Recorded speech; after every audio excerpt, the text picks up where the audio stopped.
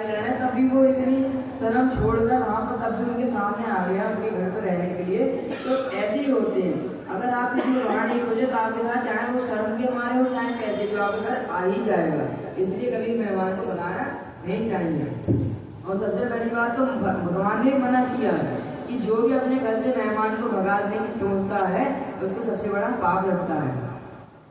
तो क्या था कि जो राजा सूरत थे वह बहुत बड़े कर्मचारी थे, हर एक चीज में कुशल थे, इंद्र के समान पराक्रमी थे, यानी लड़ाई में कभी भी हारते नहीं थे। कोई भी उनके सामने आ जाए कभी भी हारे नहीं।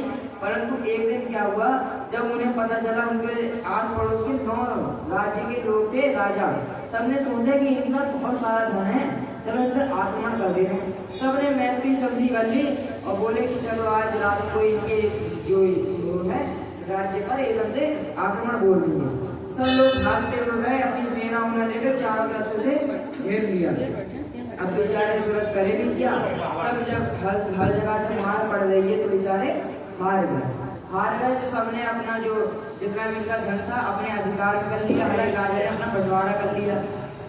अब सूरत से जब बोले कि उनका एक और राज्य भी था, उनकी जो राजधानी थी कोल्हापुरी, तो वहाँ पर चलेगा, उनका वहाँ पर भी राज्य था।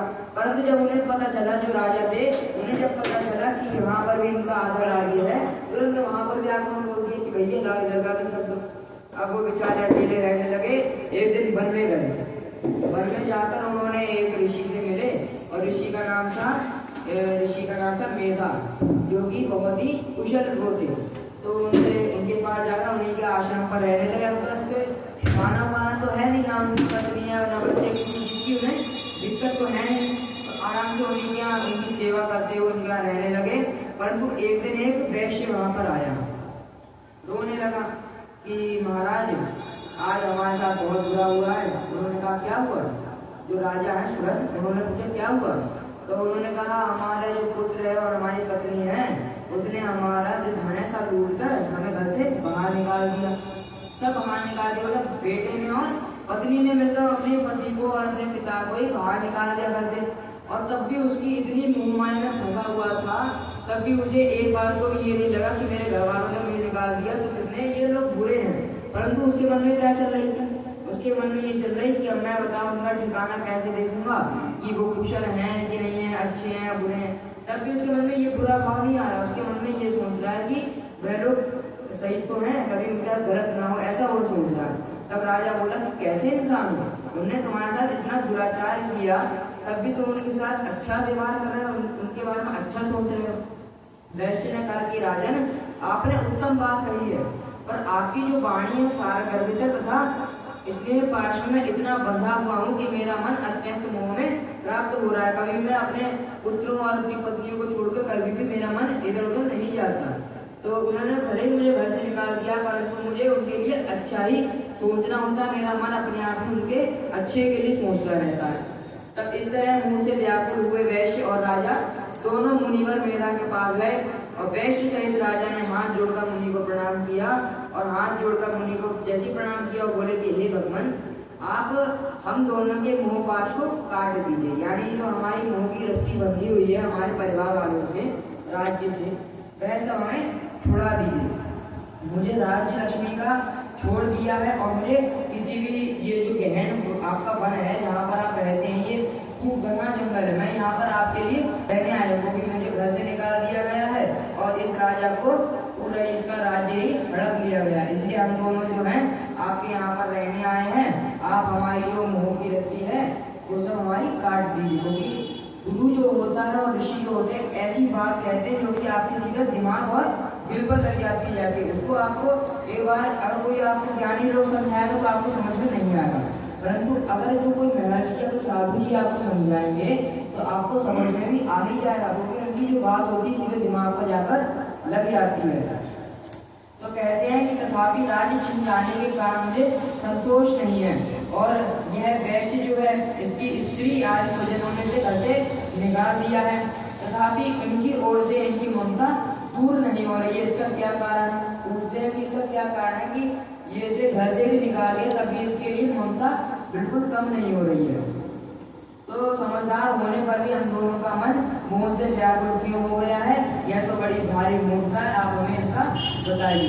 तो ऋषि बोले कि हे राजन, सनातन शक्ति स्वरूपा जगदम्बा महामाया कही गई है, यानी जो आदि पराशक्ति जो है, जो कि पार्वती भी वही है, लक्ष्मी भी वही है और सती भी वही है, और जितनी भी देवी हैं दुर्गा मैया वह सब आदि पराशक्ति हैं। और शक्ति जो है वह भगवान के अंदर से ही निकली है, जो कि भगवान शंकर है उनके अंदर से शक्ति निकली हुई है। वही सबके अवतार ले लेकर भगवान विष्णु की पत्नी बनती है, भगवान ब्रह्मा की पत्नी बनती है और भगवान शंकर की पत्नी बनती है, जो कि सरस्वती हो गई, लक्ष्मी जी हो गई और पार्वती जी, सती, ये सब हो गई। है तो सब एक ही, परंतु सबके अवतार अलग अलग हो गए हैं। हे प्रभु, उनकी माया से मोहित होने के कारण ब्रह्मा आदि समस्त देवता भी परम तत्व को जान नहीं जा पाते।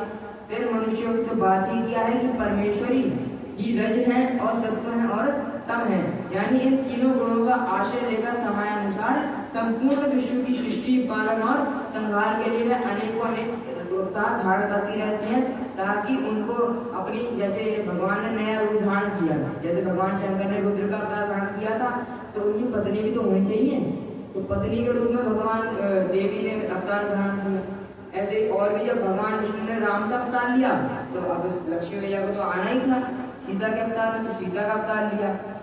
परंतु और जब कृष्ण जी का अवतार हुआ तब कौन आई? लक्ष्मी कौन बनकर आई? राधा नहीं आई, वो थी रुक्मिणी, क्योंकि राधा जी में भगवान के अंदर से ही निकली हुई है, उनकी जो शक्ति है भगवान श्री कृष्ण की, वही उनकी पत्नी राधा हुई है।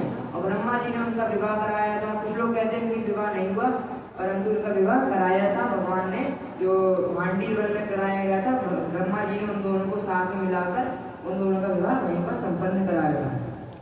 और इतना कोई वेद ज्ञानी है नहीं, ब्रह्मा जी को हर एक ज्ञान का वो एक से एक उन्हें शुद्ध उच्चारण करके मंत्रों को, फिर कृष्ण जी का जो इतना बढ़िया विवाह कराया, जो कि आज तक किसी का नहीं हुआ। ब्रह्मा जी ने किसी का विवाह कराया? किसी का नहीं करवाया, सिर्फ कृष्ण जी और राधा जी का करवाया, क्योंकि उन्हें पता थी कि मनुष्य लोग कोई भी इनका विवाह नहीं कराएंगे।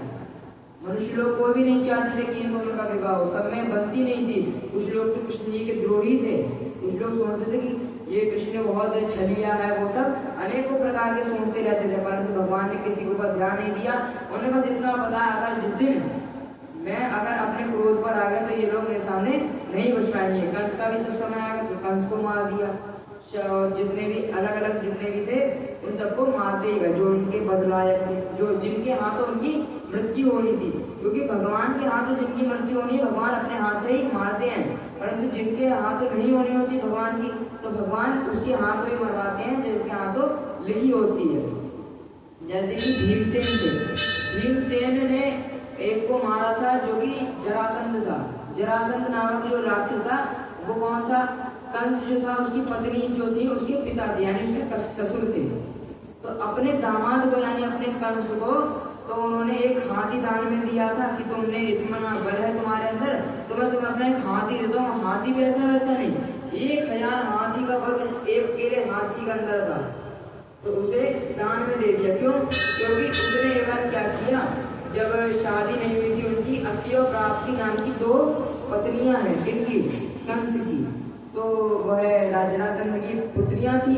तो एक बार क्या हुआ, वह उनके राज्य में आया कंस, और कंस को हाथी ने कुचलना चाहा अपने पैर से, परंतु जैसे ही उसने उसकी सूंड पकड़ी कंस ने और अपने एक ही हाथ से इतने बड़े हाथी को, भारी को पूरा घुमा घुमा कर इतनी दूर फेंका कि कम से कम वो कितना था 40 किलोमीटर दूर फेंके अपने एक ही हाथ से घुमा घुमा के। इतना बल था कंस के अंदर, वरना ऐसी थोड़ी इतने सारे राक्षस कंस की बात मानते थे, जो भी पूतना इतनी खतरनाक थी तब भी वह कंस का बात मानते थे। क्यों? क्योंकि वह बलशाली बहुत था। तो ऐसे ही जो माता जी होती हैं, देवी जो होती हैं, हमेशा हर जगह पर अपने नए नए अवतार अपने प्रभु के साथ धारण करती रहती हैं। ऋषि बोले कि जब सारा जगत एकांडव में जल में निमग्न था, तब योगेश्वर भगवान केशव जो थे, भगवान विष्णु जो थे, नारायण भगवान, वह शैया पर लेटे हुए थे। किनकी? जो शेष नागर की शैया पर लेटे हुए थे। तो उनके कान से दोनों कान है, एक कान से एक कौन निकला? मधु, और एक कान से कौन निकला? कैटव, क्योंकि उनके जो मैल निकला था उनके भगवान विष्णु के कान से, उसी मल से उनका जन्म हुआ था, मधु और कैटव का। अब उन्हें माना इतना आसान भी नहीं है, भगवान के अवतार है, भगवान के अंदर से जब निकले हैं तो इतने आसानी भी नहीं होगी मारने। तो अब सब लोग देखते रहे, तो भगवान तो सो रहे हैं ना। जब सृष्टि समाप्त हो जाती है तो सब लोग देवता लोग ही बचते हैं, हम मनुष्य लोग तो बचते ही नहीं। परंतु जो ऋषि लोग होते हैं, जो बहुत जो तपस्या करी होती है, वो लोग बच जाते हैं और देवता लोग बच जाते हैं। तब मधुकैटभ ने सभी देवताओं को मारना शुरू कर दिया, इधर उधर मारते रह रहे हैं, उनको काटते रह रहे हैं, देवताओं को हर जगह से हानि पहुंचा रहे थे। तो ब्रह्मा जी के पास गए और बोले कि हमारी मदद कीजिए, वो लोग हमें मार डालेंगे, सबके सब दोनों इतने ताकतवर है कि उन्हें भगवान भी नहीं हरा पाए, तो आप क्या। तो ब्रह्मा जी ने कहा चलो भगवान विष्णु के पास चलते हैं। भगवान विष्णु के पास गए, भगवान विष्णु को उठाया सब वेद स्तुति करके, क्योंकि भगवान ऐसे ऐसे उठने वाले तो है नहीं।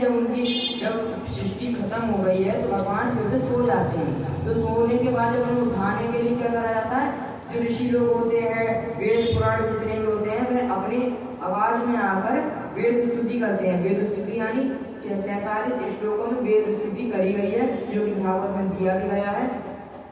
वही श्लोक है गाते रहते हैं, जिससे कि भगवान एकदम से उठते हैं, उन सबको आशीर्वाद देते हैं कि आपने मुझे उठाया है, अब सृष्टि फिर से प्रारंभ करती है। तो जब उन्होंने ऐसा किया, तब जब भगवान विष्णु उठ गए, उन्होंने कहा कि बताओ तुम्हारा कष्ट क्यों हो रहा है, तुम लोग इतने डरे हुए क्यों। तो उन्होंने सब अपना बताया था कि मधुकैटभ आपके जब आप सो रहे थे तो आपके कानों से जो मल गिरा, तो उसी से मधुकैटभ नाम से दुरासुर हो गए, जो कि इतने बलशाली हैं कि इंद्र भी उनके सामने हार गए हैं। इंद्र को मार मार के उन्होंने उनकी राजधानी से, उनके घर से बाहर निकाल दिया, स्वर्गलोक को वहां से उन्हें हटा दिया, उनके राज सिंहासन पर जाके बैठ गए दोनों और बोले कि अब हमारे लिए तुम लोग जितने तुम्हारे अप्सराएं हमारे सामने नृत्य करेंगी, हमारा मनोरंजन करेंगी, और तुम लोग यहाँ से भाग जाओ, वरना तुम लोग यहाँ पर मार डालेंगे। तो भगवान ने क्या किया, अपने अंदर से जो शक्ति थी, विष्णु जी ने और ब्रह्मा जी ने, जितने भी देवता थे, सबके तेज से, सबकी शक्ति से एक देवी प्रकट हुई, जिनका नाम था दुर्गा। दुर्गा मैया उनके तेज से प्रकट हुई। फिर वह मधुकैटभ का जब मारने जा रही थी, मधुकैटभ को जब उन्होंने मारने की सोची, तब क्या हुआ, महाकाली ने उनको खूब मारा। परंतु मारने से पहले उन्होंने क्या किया, जब वो मारने जा रही थी तो उसी से पहले एकदम से मधुकैटभ एक बार डर भी गए थे, क्योंकि उनके पास कोई अस्त्र शस्त्र उस समय था नहीं। ठीक है, अब एकदम से वो अपना अस्त्र शस्त्र लेने भागे कि हमारे साथ ये लड़ाई लड़ना चाह रही है, तो हम अपने अस्त्र शस्त्र लेना है। अब उनके पास कोई अस्त्र शस्त्र नहीं था ज्यादा से ज्यादा। फिर पीछे से ब्रह्मा जी आए, जितने देवता लोग आए, विष्णु भगवान आए, सबने अपने अपने अस्त्र लिए। विष्णु भगवान ने अपना चक्र दे दिया, और जो ब्रह्मा जी है उन्होंने एक खूब बड़ा त्रिशूल दे दिया, और फिर जो शंकर जी आए उन्होंने भी एक ऐसी माला दे दी जिससे उनकी जो सुशोभिता थी बहुत चमकने लगी।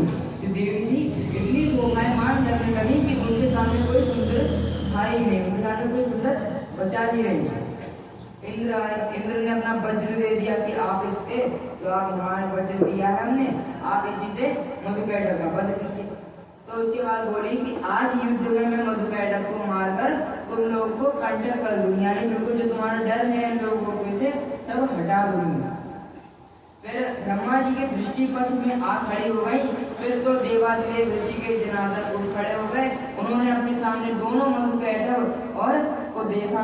उन दैत्यों ने साथ अतुल तेजस्वी भगवान विष्णु का 5000 वर्षों तक बाहु युद्ध हुआ, क्योंकि देवी ने खूब उन्हें चिंता पहुंचा दी थी। परंतु देवी को जब उन्हें मार नहीं पाई, तब एकदम से भगवान विष्णु के सामने प्रकट हो गए। उन्होंने कहा देवी आप हो जाइए, आज इनका वध मैं करूंगा, क्योंकि इनकी मृत्यु मेरे हाथ से लिखी हुई है। तब उन्होंने क्या किया, 5000 बाहुबल युद्ध उन्होंने किया, 5000 वर्ष तक, 5000 साल बीत गए। उन्हें लड़ाई करते करते मधुकैटभ और भगवान विष्णु को। तब महामाया से प्रभाव से मोहित हुए उन श्रेष्ठ दानवों ने लक्ष्मीपति से कहा कि तुम हमसे मनोवांछित वर मांगो, कि हम तुमसे इतने खुश हुए हैं क्योंकि आज तक हमें इतना किसी ने युद्ध में हमें प्रसन्न नहीं किया। जिससे ही हम लड़ने जाते थे तुरंत ही हम उसे मार डालते थे, कोई हमसे इतनी टक्कर नहीं ले पाया। परंतु आप हैं हे भगवान लक्ष्मीपति, आपने हमें इतनी टक्कर दी है, तो आप हमसे वरदान मांगिए। जबकि भगवान दूसरों को वरदान देते हैं, परंतु वे राक्षस लोग होकर कह रहे हैं कि आप हमसे वरदान मांगिए जो भी आपकी इच्छा हो। अब भगवान क्या मांगेंगे उनसे, भगवान के पास सब कुछ है, परंतु वह क्या मांगेंगे कि आप हमारे हाथों मर जाइए। अब कोई अपनी मृत्यु बताएगा, परंतु जब उन्होंने ऐसा प्रतिज्ञा कर ही ली है तो वह अपनी मृत्यु को भी बताने के लिए वहां पर खड़े हो गए। तो उन्होंने कहा कि असुरों ने जब देखा कि सारी पृथ्वी एकांडक जल में डूबी हुई है, तब वे बोले कि हे केशव, हम दोनों को ऐसी जगह मारो जहाँ पर जल से भीगी हुई धरती ना हो, क्योंकि इस समय प्रलय काल चला था तो पूरी सृष्टि पानी के अंदर डूब गई थी। तो उन्होंने क्या कहा कि मुझे ऐसी जगह मारो आप जहाँ पर बिल्कुल पानी ना हो।